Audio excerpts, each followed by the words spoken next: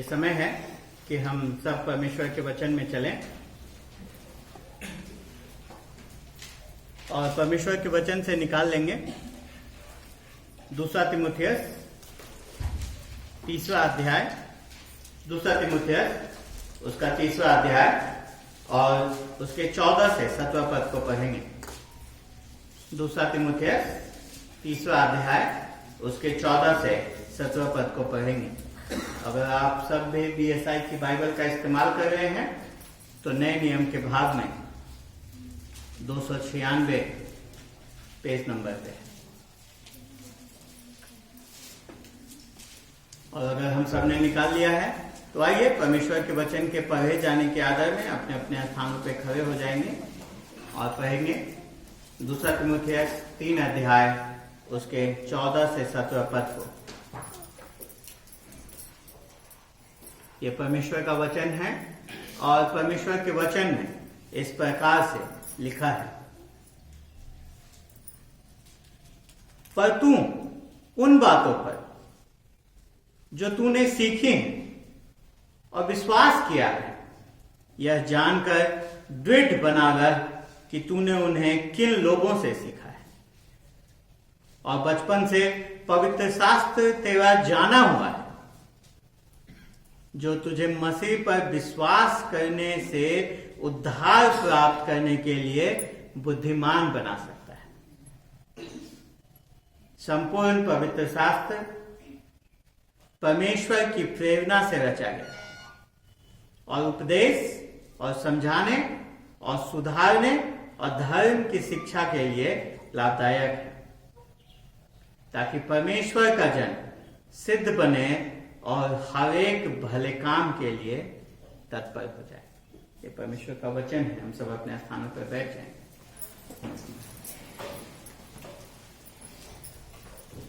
आइए इस वचन की समझ के लिए हम परमेश्वर से सहायता मांगें। पिताजी, हम धन्यवाद देते हैं आपको आपके वचन के लिए। धन्यवाद देते हैं प्रभु जी, आपने हमें ये वचन दिए ताकि इनके द्वारा हम आपको जान सकें, अपने आप को जान सकें और प्रभु जी जान सकें आपके इच्छाओं को, आपके उद्देश्यों को जो हम सब के लिए हैं। प्रभु जी, हम धन्यवाद देते हैं आज के इस वचन के लिए जो पढ़ा गया। प्रार्थना करते हैं कि हम सबको इसकी समझ आप दें। परमेश्वर की आपका आत्मा हम में से प्रत्येक जन को वो समझ दे ताकि हम इस वचन को समझ सकें, इसे अपने जीवन में लागू कर सकें और प्रभु जी आपके ज्ञान में आपके नाम की महिमा के लिए जीने वाले हो सकें। हम अपनी कमजोरियों को जानते हैं परमेश्वर। परमेश्वर कि हमारा ध्यान इस समय में सिर्फ और सिर्फ आपके वचन पे केंद्रित होने वाला हो सके और हम आपकी आवाज को पहचान सकें। हमारे हृदयों को आप तैयार करें ताकि जब आपका वचन बोया जाता है, उन हृदयों पे पड़ता है, तो जी वो फल लेकर के आने वाले हो सके। हम सारी बातों को आपके हाथ में सौंप देते हैं। धन्यवाद के साथ प्रार्थना अपने उद्धार करता मुक्तिदाता प्रभु यीशु मसीह के नाम से मांग लेते हैं, आमीन। आज हमने देखा कि कैसे एक महीने के जो विद्यार्थी यहाँ पे थे वो 1 महीने से जो रह रहे थे, उनका आज ग्रेजुएशन था। आज उन्होंने अपने सर्टिफिकेट्स को यहाँ पाया। पर एक बात है जो यहाँ से जब वो जाते हैं, इससे पहले कि वो जाएं, एक बात है जो उनसे मैं हमेशा कहना चाहता हूँ, वो ये है कि जैसे आप यहाँ आए थे, आपने देखा कि हम परमेश्वर के वचन को लेकर के कितना ज्यादा ध्यान देते हैं, परमेश्वर के वचन केंद्रित कार्यों को करते हैं, हर एक बात में परमेश्वर के वचन को तवज्जो देते हैं, ताकि हम जानते हैं कि सिर्फ और सिर्फ परमेश्वर का वचन ही है जो हमें जो परमेश्वर का उद्देश्य हम सबके जीवन के लिए है कि हमें अपने पुत्र प्रभु यीशु मसीह की समानता में आगे बढ़ा सकता है। तो एक बार फिर से जब आप यहां से जाते हैं तो इससे पहले कि आप जाएं, जो आपके लिए मेरा आदेश है, जो मेरा सलाह है, जो मेरा सुझाव है, वो ये है कि आप इस पुस्तक में, जिस पुस्तक को आपने यहाँ जिस पुस्तक में होना आरंभ किया, इस बाइबल में, इस पुस्तक में आप हमेशा बने रहें। और यही मेरे संदेश का विषय है कि इस पुस्तक में, इस बाइबल में बने रहें। और जैसे ही हम बात करते हैं किसी एक खास वर्ग के लिए, तो कलीसिया में बाकी सब अपने दिमागों को बंद कर लेते हैं कि अच्छा आज का संदेश एफसी के विद्यार्थियों के लिए है, पर ऐसा नहीं है। ये संदेश हम सब के लिए है, ताकि हम सब जो हमने आरंभ किया था आपके पुस्तक को पढ़ना, इस पुस्तक में बने रहना, उस पुस्तक में हम सब बने रहने वाले हो सके हमेशा हमेशा के लिए। और क्यों पौलुस इस पत्री को लिखता है और तीमुथियुस को लिख रहा है, और दूसरे तीमुथियुस 3 अध्याय 14 से 17 पद में हम देखते हैं 14 पद को शुरू करता है पर तू, सिर्फ तीमुथियुस को कह रहा है पर तू क्या कर, उन बातों पर जो तूने सीखी और विश्वास किया है दृढ़ बना। क्या है? जो बातें तूने सीखी हैं, जो बातें तूने जानी हैं, उसमें तू दृढ़ बना रहे अपने आप में है कि हमेशा उस कार्य को क्या कर, करता कर, उस कार्य को करता रहे। जो कार्य तूने यहां आरंभ किया उस कार्य में बना रहे। क्यों? क्योंकि पौलुस कहता है कि तीमुथियुस, अगर 30वें अध्याय को पूरा हम पढ़ेंगे, तो पौलुस कहता है तीमुथियुस अंतिम दिनों में ऐसे लोग आएंगे जो परमेश्वर से ज्यादा स्वयं से प्रेम करने वाले हो सकेंगे। उनमें एक भक्तिमयता तो होगी, लेकिन वो छद्म भक्तिमयता होगी, वो उसका इस्तेमाल करेंगे। इसलिए तू उनके समान न बन, परंतु उन लोगों के समान न बन जो परमेश्वर से ज्यादा स्वयं से प्रेम करते हैं। तू इसमें बना ले जो तूने सीखी है, तू इस पुस्तक में बना रह जो तूने पढ़ना आरंभ किया है, तू इस जो बातें तूने सीखी हैं उन बातों में निरंतर तू बना। क्योंकि मेरे प्रियो, ये पुस्तक का सिर्फ होना और इस पुस्तक को सिर्फ पढ़ना पर्याप्त नहीं, आवश्यक है हमारे लिए कि हम इस पुस्तक में बने रहने वाले हो सके। जो भी हमने सीखा है उन शिक्षाओं में हम बने रहने वाले हो सके। अब क्यों ये आवश्यक है कि इस पुस्तक में हम बने रहे? और हम देखते हैं कि पौलुस हमें इसी बात को बताते हैं। वो बताते हैं कि क्योंकि यह पुस्तक क्या है, लाभदायक। 16वें पद में हम देखते हैं वो कहते हैं क्यों? क्योंकि यह पुस्तक लाभदायक कुछ बातों के लिए। ये पुस्तक हमें पौलुस हमें 3 कारण देते हैं कि क्यों हमें इस पुस्तक में बने रहने की आवश्यकता है। कई बार लोग बाइबल के स्थान पे बहुत अन्य चीजों को करने लगते हैं, लेकिन हमें इस बात को देखना है कि क्यों हमें बाइबल में बने रहने की आवश्यकता है। उसके 3 कारण पौलुस हमें देते हैं, लेकिन उससे पहले हमें इसके संदर्भ को समझने की आवश्यकता है। जैसा हमने बताया कि पौलुस प्रेरित ने इस पत्री को तीमुथियुस को लिखा है। तीमुथियुस जो 15 साल उसके साथ सेवा करी है, उस तीमुथियुस को लिखा है कहां से? जहां वो बंदी गृह में, जहां वो पकड़ लिया गया है, उसको बंदी बना लिया गया है। क्यों? क्योंकि वो लोगों को परमेश्वर के इस वचन को पहुंचाता है, सुसमाचार के लिए कार्य करता है, लोगों को पाप से, दुष्ट जन से खींचता है, दूर करता है और परमेश्वर की ओर लाता है। तो वो सुसमाचार के लिए वो बंदी बना लिया गया।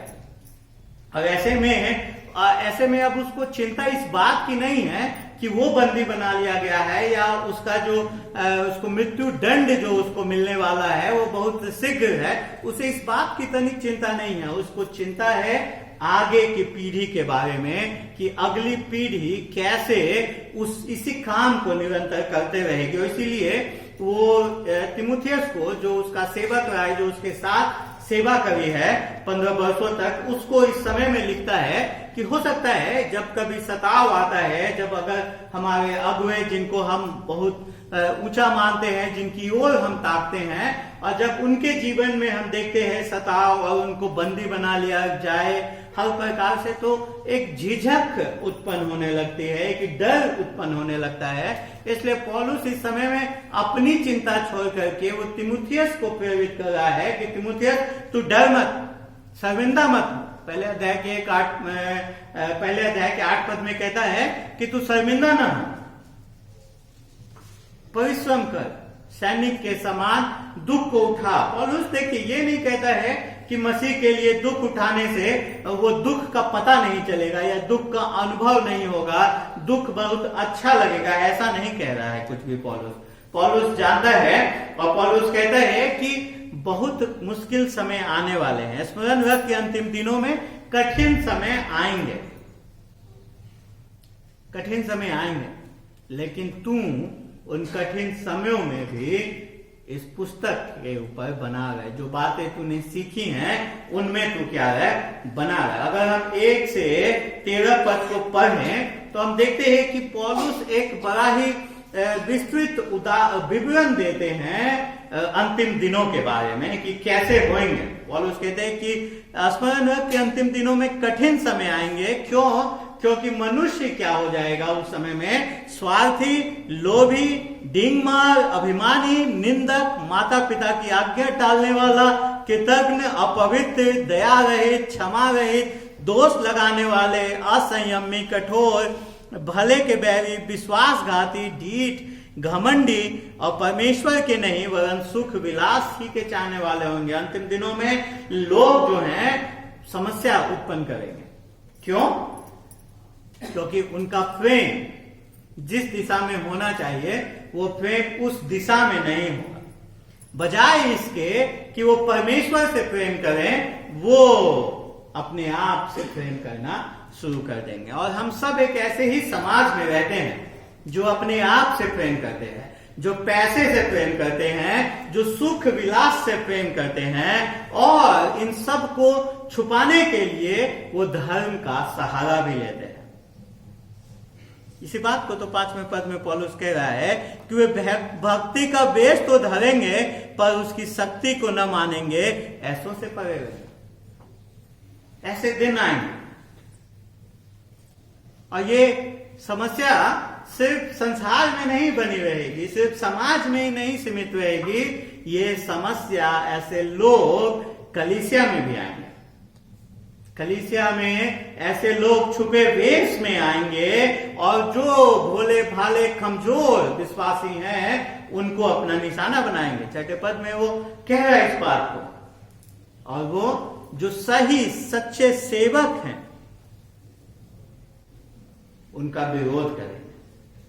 पर ऐसे समय तो जो ऐसा समय आएगा, और ऐसे समय में जब हम रह रहे हैं ऐसी समाज में, तो मसीह के सेवक का, मसीह के सैनिक का क्या कार्य है, क्या करे वो ऐसे में। तो जो 5वें पद में वो कहता है कि तू इनसे ऐसों से क्या रहना, परे रहना, तू इनके समान न बन जाना, पर तू जो युद्ध तूने शुरू करी है, जो संघर्ष तूने अपने आप से इस प्रकार से शुरू करी है, उस संघर्ष में बने रहना। हम सब उस संघर्ष में हैं। हम सब इस ईश्वरहीन संसार में अपने आप को मसीह की समानता में बनाने के लिए संघर्षरत हैं। इस संसार में जो ईश्वरहीन संसार है उसमें मसीह को प्रदर्शित, मसीह को प्रकट करने के लिए संघर्षरत है। इस संसार को क्योंकि आवश्यकता है कि वो उस मसीह को जाने, पर हमें सामर्थ्य की आवश्यकता है। इस कार्य को करने के लिए, इस संघर्ष में बने रहने के लिए कि जब पूरे चारों तरफ से हम ऐसे लोगों के साथ हैं जो परमेश्वर से नहीं अपने आप से प्रेम करते हैं, धन से प्रेम करते हैं, अपने सुख विलास से प्रेम करते हैं, तो कैसे हम इनसे परे होकर के अलग जीवन जी सकें, इसके लिए हमें सहायता की आवश्यकता है। और वो सहायता आती है इस पुस्तक के द्वारा। वही पौलुस कहता है 14 से 17 पद में कि वो सहायता कैसे मिलेगी, कैसे तू इस संघर्ष में बना रहेगा, जब तू इस पुस्तक में बना रहेगा, जो बातें तूने सीखी हैं उनमें तू बना रहेगा। और क्यों? क्योंकि पौलुस सर्वप्रथम 14-15 पद में कहते हैं, जो पहला बिंदु हम आज देखेंगे वो यही है, क्यों तू इस पुस्तक में बना रहा? क्योंकि यह पुस्तक की एक भूमिका है हमारे उद्धार में, क्योंकि इस पुस्तक की एक भूमिका है हमारे उद्धार में। देखिए 14 पद फिर से हम देखते हो, सुखता पर तू कह रहा है, पर तू, मैंने इन लोगों की बात कर लिया, बाकियों की, अब तेरी बात, पर तू क्या है? तू तीमुथियुस क्या कर, जो बातें तूने सीखी हैं और विश्वास किया है, यह जानकर दृढ़ बना कि तूने किन लोगों से सीखा है और बचपन से पवित्र शास्त्र तेरा जाना हुआ है, जो तुझे मसीह पर विश्वास करने से उद्धार प्राप्त करने के लिए बुद्धिमान बना सकता है। एक बार फिर से वही क्रिया है, बना किस चीज में? जो बातें तूने सीखी है, जो बात तूने सीखनी आरंभ करी है, उसमें क्या है? तू बना रहा। जब तू बच्चा ही था तब से जिस बात को सीखना तूने आरंभ किया, उस बात में बना रहा। किन से सीखी है? पौलुस कहता है किन से सीखी है? लोगों से सीखी है। और क्यों लोगों ने तीमुथियुस से पवित्र शास्त्र को बांटा? क्यों लोगों ने तीमुथियुस को पवित्र शास्त्र बताया?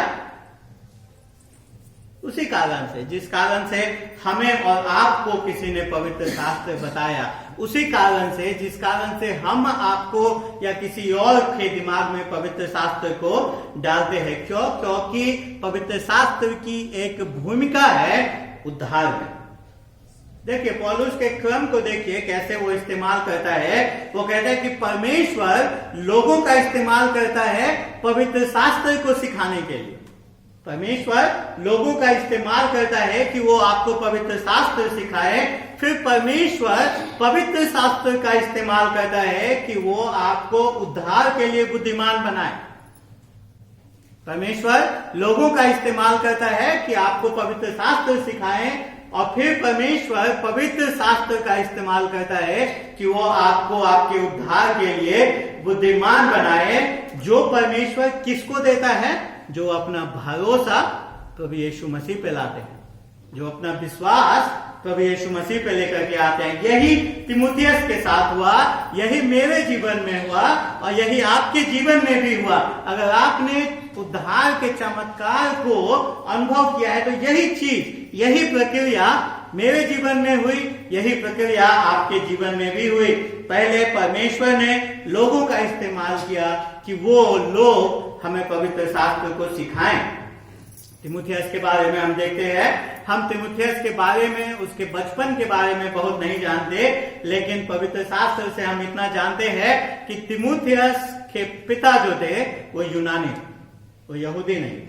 उसकी माता यूनिके और लोइस उसकी नानी यहूदी, और लुइस और यूनिके ने बचपन से, तीमुथियुस के बचपन से उसे पवित्र शास्त्र सिखाया। तो हम देखते हैं कि तीमुथियुस अलग नहीं है, हम और आप उससे संबंधित हो सकते हैं, हम अपना एक संबंध उसके साथ देख सकते हैं, क्योंकि हम में से कई लोग ऐसे परिवारों से आते हैं जो विश्वास में विभाजित है, जहां पे मां विश्वास करती है प्रभु यीशु मसीह पे, पर शायद पिता विश्वास नहीं करते, या पिता विश्वास करते हैं पर मां विश्वास नहीं करती है। इस प्रकार के विभाजित परिवारों से हम सब आते हैं, जैसे तीमुथियुस आता है। उसका पिता विश्वास नहीं करता था, उसका पिता प्रभु यीशु मसीह से प्रेम नहीं करता था, तो उसकी माता करती थी। और इसीलिए उसने आरंभ से तिमुथियस को पवित्र शास्त्र की शिक्षा देना आरंभ किया। तो प्रश्न उठता है कि क्यों कोई बच्चे को, एक छोटे बच्चे को पवित्र शास्त्र की शिक्षा देगा, क्यों उसको पवित्र शास्त्र पढ़ करके सुनाएगा। एक साल 2 साल का बच्चा या उससे भी छोटा बच्चा या उससे अगर बड़ा भी हो जाए तो वो बच्चे को क्या समझ है पवित्र शास्त्र की, वो कैसे समझेगा अपराध के बारे में, वो क्या समझेगा बलिदान के बारे में, वो क्या समझेगा प्रायश्चित, क्षमा और पश्चाताप के बारे में। हो सकता है कुछ नहीं, लेकिन फिर भी तिमुथियस की माता उसे सिखाती रही। क्यों? क्योंकि तिमुथियस की मां उस बात को जानते थे जो हर एक माता पिता को जानने की आवश्यकता है, कि अपने समय आने पर परमेश्वर के अनुग्रह में उद्धार हो सकता है। क्योंकि पवित्र शास्त्र हमको उद्धार के लिए बुद्धिमान बनाता है। ध्यान से सुनिएगा, मैं कह रहा हूं पवित्र शास्त्र हमको, बाइबल हमको उद्धार के लिए बुद्धिमान बनाता है। मैं ये नहीं कह रहा कि बाइबल हमको उद्धार देता है। बाइबल हमको नहीं बचा सकता, पवित्र शास्त्र हमको उद्धार नहीं दे सकता, लेकिन पवित्र शास्त्र हमको उद्धार के लिए बुद्धिमान बनाता है। क्योंकि बाइबल उद्धार नहीं दे सकता, इसलिए आप सारे जीवन बाइबल पढ़ते रह सकते हैं, आप इसके पदों को याद करके रह सकते हैं, आप कलीसिया में आते रह सकते हैं, पर शायद परमेश्वर के उद्धार से दूर रह सकते हैं। क्योंकि बाइबल का योगदान सिर्फ और सिर्फ उद्धार के लिए, बुद्धिमान बनाने के लिए है। और इसका मतलब क्या है, जैसे हमारा खेत है या आप भी कहीं गार्डन देखे होंगे, जब आपको कुछ चीज बोना होता है तो आप सीधा बीज ला करके फेंक नहीं देते हैं वहां पे, आप क्या करते हैं, उस खेत को बनाते हैं।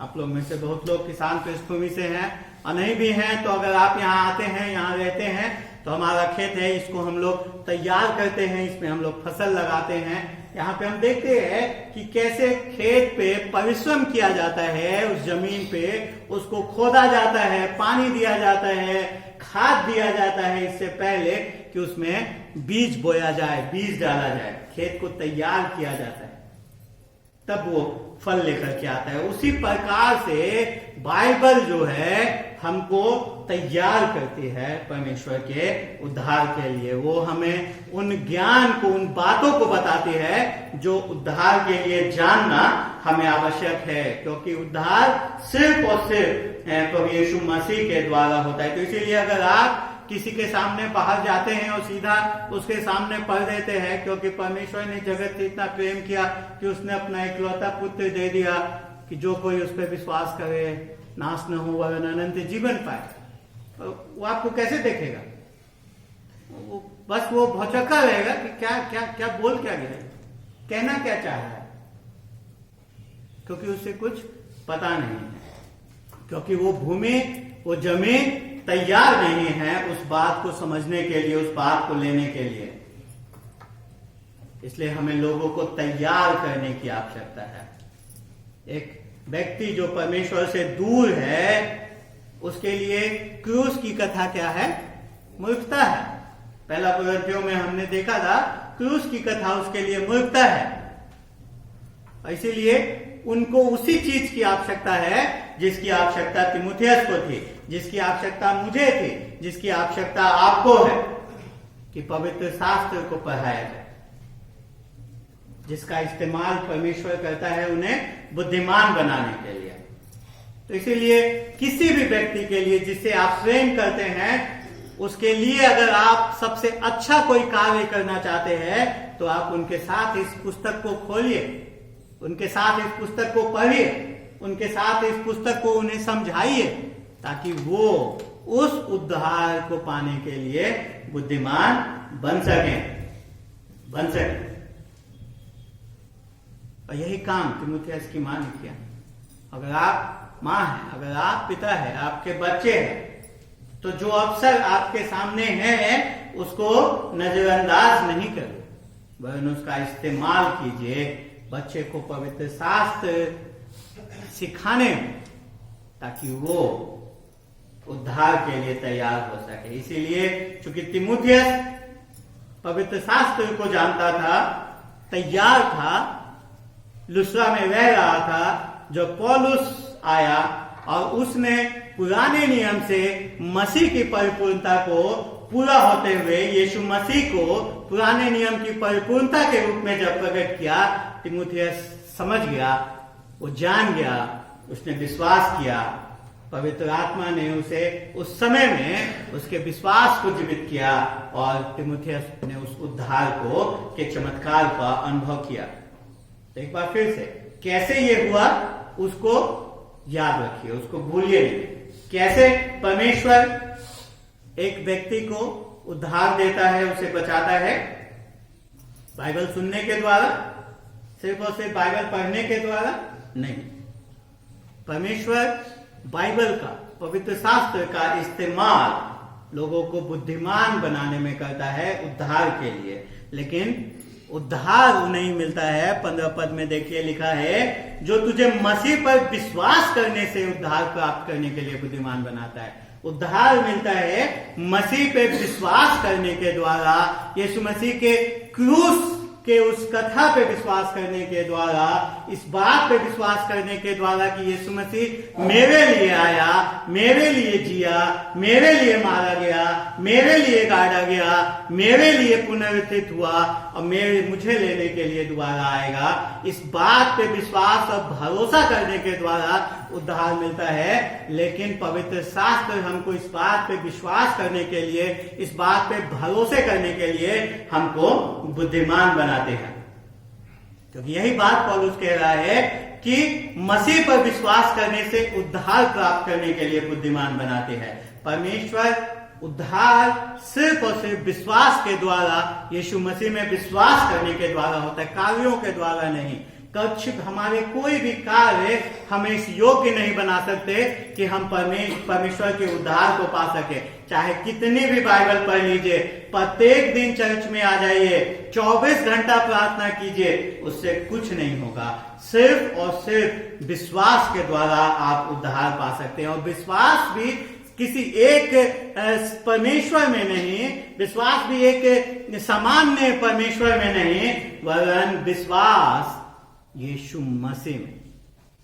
विश्वास यीशु मसीह में, यीशु मसीह के व्यक्ति में, उसके क्रूस पे, उस बात पे कि वो मेरे पापों के लिए मारा गया और उसने मेरे पापों का दाम चुकाया, उसने मेरे लिए मृत्यु को हरा दिया और पुनरुत्थित हुआ, वो मुझे लेने आएगा। इस बात में विश्वास के द्वारा परमेश्वर उद्धार देता है। परमेश्वर उन्हीं को उद्धार देता है जब वो प्रभु यीशु मसीह पे अपना भरोसा लेकर के आते। इसीलिए मेरे प्रियो, हमें इस पुस्तक में बने रहने की आवश्यकता है, क्योंकि इस पुस्तक का इस्तेमाल परमेश्वर हमें उद्धार देने के लिए और दूसरों को उद्धार देने के लिए करता है। अगर आप अब तक आपने उस उद्धार के चमत्कार को अनुभव नहीं किया है, तो समय है कि अभी भी आप इस पवित्र शास्त्र में बने रहें, देखें ये पवित्र शास्त्र आपको कैसे बुद्धिमान बनाता है उस उद्धार को पाने के लिए। तो पहली चीज जो हमने देखे वो यही कि क्यों हमें इस पुस्तक में बने रहने की आवश्यकता है, क्योंकि इसकी भूमिका है हमारे उद्धार में। और 16 पद से हम दूसरी बात देखते हैं, क्यों हमें इस पुस्तक में बने रहने की आवश्यकता है, क्योंकि इसकी एक भूमिका है हमारे पवित्रीकरण। इसकी एक भूमिका है हमारे पवित्रीकरण। पवित्रीकरण वो प्रक्रिया है जिसके तहत परमेश्वर हर एक उस व्यक्ति को जो मसीह पे भरोसा करता है, उसको अपने पुत्र प्रभु यीशु मसीह की समानता में आगे बढ़ाता है। और यहाँ पे आप कह रहे होंगे कि 16 पद में पवित्रीकरण शब्द हम नहीं देख रहे हैं। हाँ, शब्द यहाँ पे उपस्थित नहीं है, लेकिन प्रक्रिया, पवित्रीकरण की प्रक्रिया यहाँ पे उपस्थित है। 16 पद कहता है, संपूर्ण पवित्र शास्त्र परमेश्वर की प्रेरणा से रचा गया और उपदेश और समझाने और सुधारने और धर्म की शिक्षा के लिए लाभदायक है। बाइबल क्या है? क्यों पवित्र शास्त्र में बने रहने की आवश्यकता है? सर्वप्रथम पौलुस कहते हैं पहले भाग में, क्योंकि संपूर्ण पवित्र शास्त्र परमेश्वर की प्रेरणा से रचा गया। परमेश्वर की आत्मा ने इस पुस्तक को रचने के लिए प्रेरित किया है, प्रेरणा दी है। अगर अंग्रेजी में देखें या मूल भाषा में देखें तो जो शब्द है गॉड ब्रेथ, मतलब परमेश्वर के श्वास से निकला हुआ है।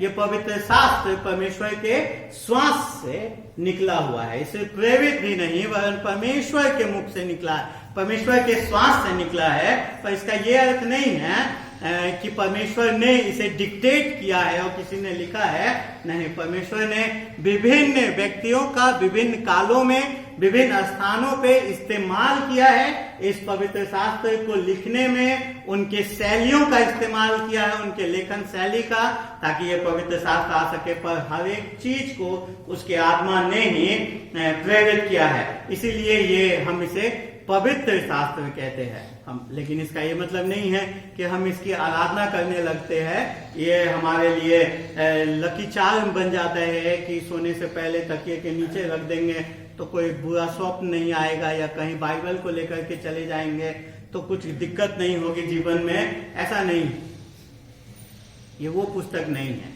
ये पवित्र अपने आप में पवित्र नहीं है, ये पवित्र इसलिए है क्योंकि इसका स्रोत पवित्र है। जहां से ये आ रहा है वो पवित्र है, परमेश्वर पवित्र है, और वहां से ये निकल करके आया है, उसने इसे प्रेरित किया है, इसलिए पवित्र शास्त्र हम बोलते हैं। इसलिए बाइबल क्या है? पवित्र है। तो ये मतलब नहीं है कि आप बाइबल लेके जाएंगे तो आपका काम कभी असफल नहीं होगा, या जैसे मैंने कहा बहुत लोगों की ये प्रैक्टिस है, अभ्यास है कि बाइबल को लेकर के सोते हैं तमाम तरह के दुस्वप्नों से बचने के लिए, बीमारी में बाइबल को रखते हैं एक दूसरे के शरीरों पे। तो ये उसके लिए नहीं, उसके लिए नहीं। ये पवित्र है क्योंकि इसका स्रोत पवित्र है। लेकिन उसके बाद पौलुस जो कह रहे हैं, कहते हैं कि देखिए बाइबल क्या करती है, ये कैसे हमें पवित्रीकरण में आगे बढ़ाते हैं। और जब हम पवित्रीकरण की बात करते हैं तो बाइबल तीनों काल में पवित्रीकरण की बात करती है। पहले भूतकाल में पवित्रीकरण हुआ, और वो कब हुआ? जब हम मसीह पे भरोसा करते हैं। तो मसीह की धार्मिकता एक बार में हमेशा के लिए हमें दे दी जाती है।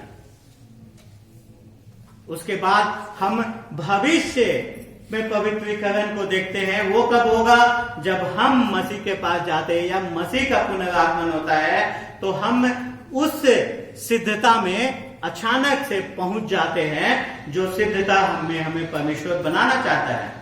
क्योंकि इस जीवन में हम उस सिद्ध स्थिति में कभी नहीं पहुंच सकते हैं। लेकिन बाइबल एक पवित्रीकरण जो बात करती है वो बारे में बात करती है। हम आज जो पवित्र किए जा रहे हैं वर्तमान काल में व्यवहारिक रूप से जो पवित्रीकरण, उसके बारे में बात करती है, जो एक जीवन भर चलने वाली प्रक्रिया है। क्योंकि इसके द्वारा ही परमेश्वर हमें अपने पुत्र के समानता में आगे बढ़ाता है।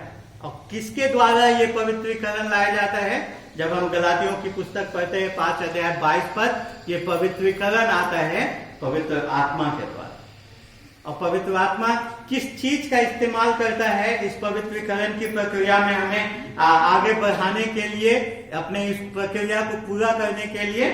वो पवित्र शास्त्र का इस्तेमाल करता है, वो पवित्र शास्त्र का इस्तेमाल करता है। बाइबल, परमेश्वर का आत्मा परमेश्वर के वचन को लेकर के परमेश्वर के लोगों को परमेश्वर के पुत्र प्रभु यीशु मसीह की समानता में आगे बढ़ाता है। परमेश्वर का आत्मा परमेश्वर के वचन को लेकर के परमेश्वर के लोगों को परमेश्वर के पुत्र प्रभु यीशु मसीह के समानता में आगे बढ़ाता है। इसीलिए 16वें पद को हमें ध्यान से देखने की आवश्यकता है कि बाइबल लाभदायक है। पौलुस कहते हैं कि बाइबल लाभदायक है, पवित्र शास्त्र लाभदायक है। किस चीज के लिए? बहुत लोग बाहर जब आप बाइबल के बारे में बात करते हैं वो लोग सोचते हैं क्या है कि बाइबल क्या होगा, अन्य धार्मिक पुस्तकों के समान कुछ नियमों की क्या है सूची मात्र होगी, कि इसमें एक टेबल होगा कि ये सब चीजें करनी है और ये सब चीजें नहीं करनी। पर बाइबल ये नहीं है, बाइबल ये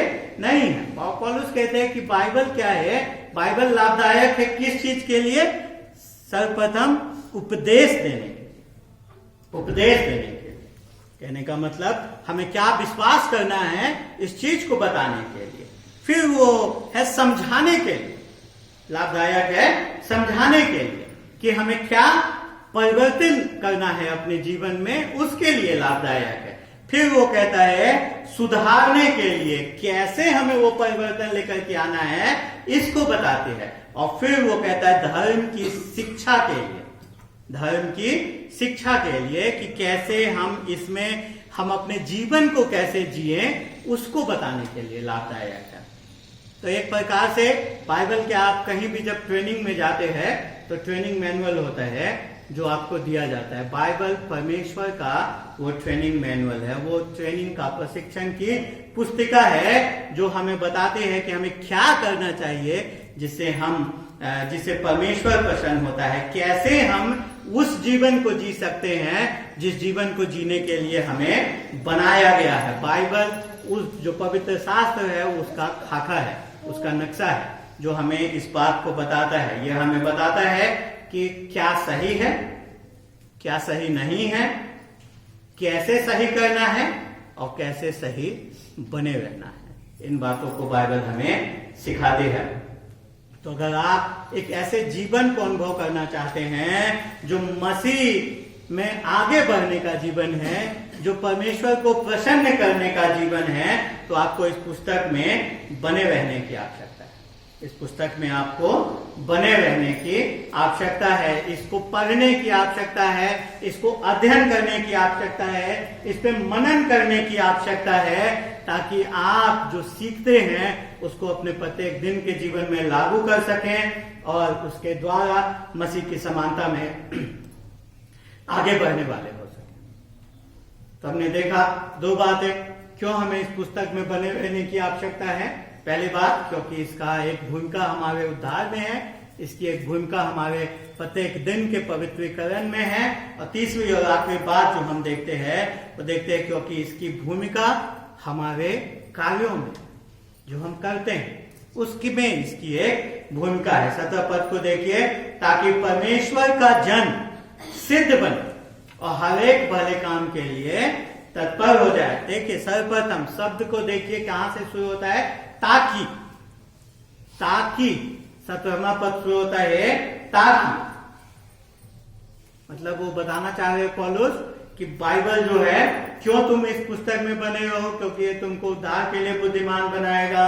क्यों तुम इस पुस्तक में बने हो, क्योंकि तुम्हें ये पवित्रीकरण में आगे बढ़ाएगा। लेकिन ये उद्धार के लिए बुद्धिमान या हमारा उद्धार या हमारा पवित्रीकरण अपने आप में लक्ष्य नहीं है। हमारा जो लक्ष्य है वो है ताकि हम भले काम के लिए तत्पर हो जाए, ताकि हम सेवा के लिए तत्पर हो जाए। और बाइबल का पवित्र शास्त्र का योगदान उसके लिए है ताकि परमेश्वर का जन सिद्ध बने और हर एक भले काम के लिए तत्पर हो जाए।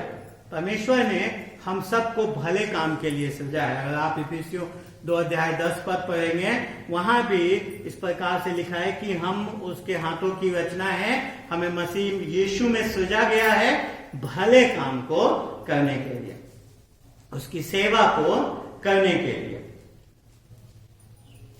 अगर आप उसके परिवार के सदस्य हैं, अगर आपने उसके उस उद्धार को अनुभव किया है, अगर आप उस पवित्रीकरण में आगे बढ़ रहे हैं, तो हमें इस बात को समझना है कि अगर हम परमेश्वर के परिवार हैं, अगर हम उसके संतान हैं, तो अवश्य उसने पहले से हमारे लिए भले कामों को करने के लिए रख रखा है। मसीह यीशु में उसने हमें अपना आत्मा दिया है, अपना सामर्थ्य दिया है, और वो आप जहां भी हैं वहां पे आपको वो रखे हुए हैं, उन परिस्थितियों को वो निर्मित कर रहा है जहां पे आप उसके लिए इस्तेमाल करेंगे। उसने आपको एक पृष्ठभूमि दी है, आपको अनुभव दिए हैं, और इन सब को उसने एक साथ रखा है ताकि आप उसके लिए भले काम कर सकें, उसकी सेवा को कर सकें। लेकिन अगर आप इस पुस्तक में नहीं बने रहेंगे तो क्षमता होने के बावजूद भी आप उस क्षमता तक नहीं पहुंच पाएंगे, क्योंकि परमेश्वर बाइबल के द्वारा, पवित्र शास्त्र के द्वारा ही हमें भले काम को करने के लिए तैयार करता है। इसीलिए वो शब्द है ताकि। ताकि पवित्र शास्त्र वो यंत्र है, वो तरीका है जिसका परमेश्वर इस्तेमाल करता है अपने लोगों को तैयार करने के लिए, हर एक भले काम के लिए। तो परमेश्वर का वचन पर्याप्त है हम जैसे साधारण लोगों को लेकर के उनसे असाधारण रूप से परमेश्वर की सेवा कराने के लिए, जीवित और सच्चे परमेश्वर की सेवा कराने के लिए।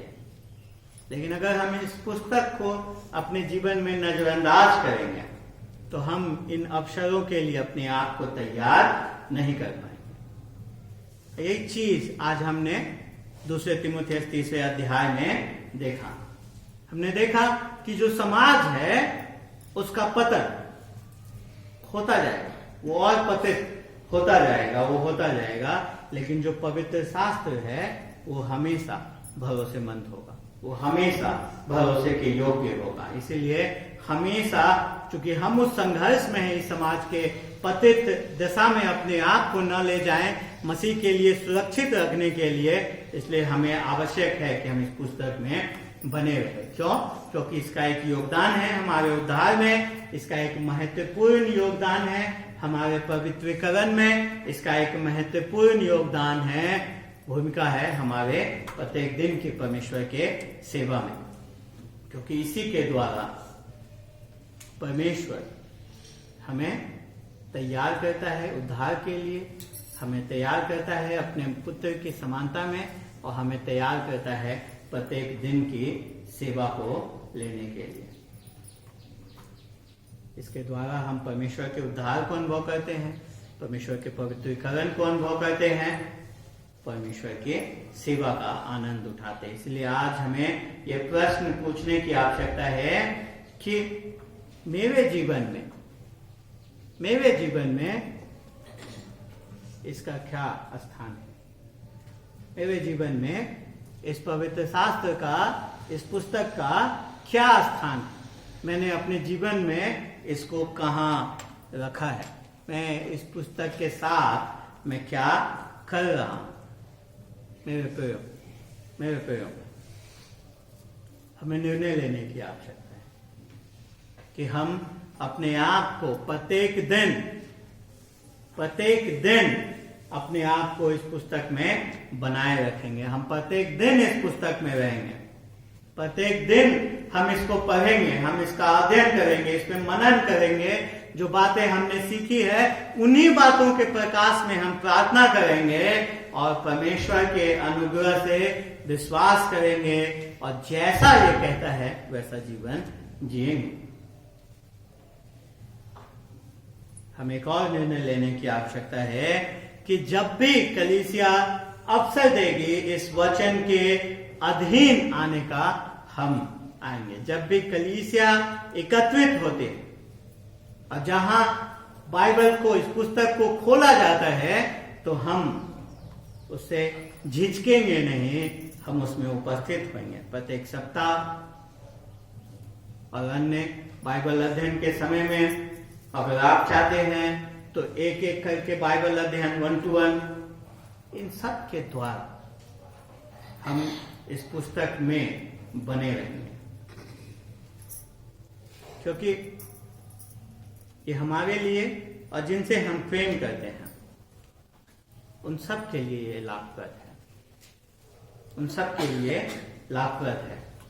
तो इसीलिए प्रत्येक दिन हमें इस पुस्तक में आना है, प्रत्येक सप्ताह या जब भी कलीसिया एकत्रित होती है और अवसर होता है इस पुस्तक के अधीन आने का, इस पुस्तक में आने का, उसके अधीन आने का निर्णय लें।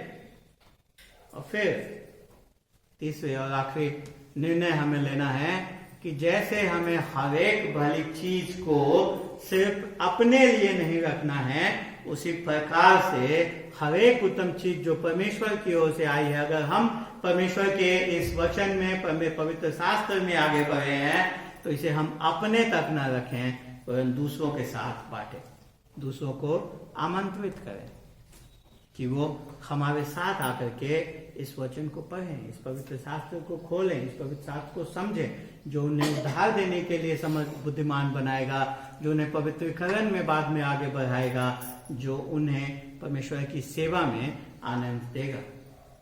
हमें लोगों को ये पुस्तक सिखाने की आवश्यकता है ताकि वो इस पुस्तक के देने वाले को जान सकें, इस पुस्तक के देने वाले से प्रेम करने वाले हो सकें, उस पर भरोसा ला सकें, और उस पर भरोसा लाने के द्वारा उस उद्धार के चमत्कार को अनुभव कर सकें और मसीह यीशु की समानता में आगे बढ़ने वाले हो सकें। परमेश्वर हम सबको आशीष दें। आइए हम प्रार्थना करेंगे।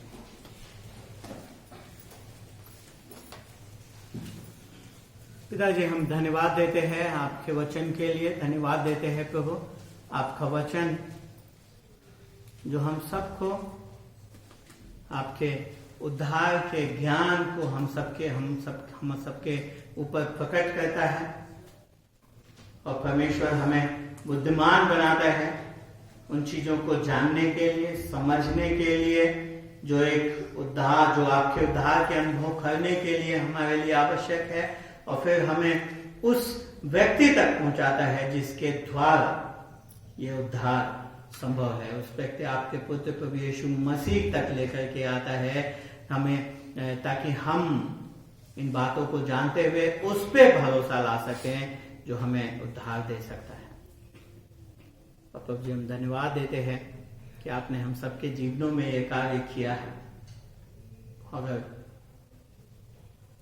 हम में से कोई ऐसे हैं जिन्होंने अब तक आपके उद्धार के चमत्कार को अनुभव नहीं किया है, जी होने दें कि उन्हें इस पुस्तक के, इस पवित्र शास्त्र में आप बनाए रखें, ताकि प्रभु जी इसके द्वारा वो उस बुद्धिमत्ता को पा सके, आपके पुत्र तक पहुंच सकें, प्रभु जी उसके कार्य को समझ सकें, और प्रभु जी उस पर ईमान लेकर के आने वाले हो सकें, उस पर भरोसा अपने अनंत जीवन के लिए करने वाले हो सकें। और प्रभु जी फिर आप हम सब के जीवन में इस पुस्तक का इस्तेमाल करें, ताकि अपने वचन का इस्तेमाल करें, ताकि उसके द्वारा हम सब आपके पुत्र प्रभु यीशु मसीह की समानता में आगे बढ़ सकें और आपकी सेवा के लिए, भले कार्य के लिए तत्पर होने वाले हो सकें।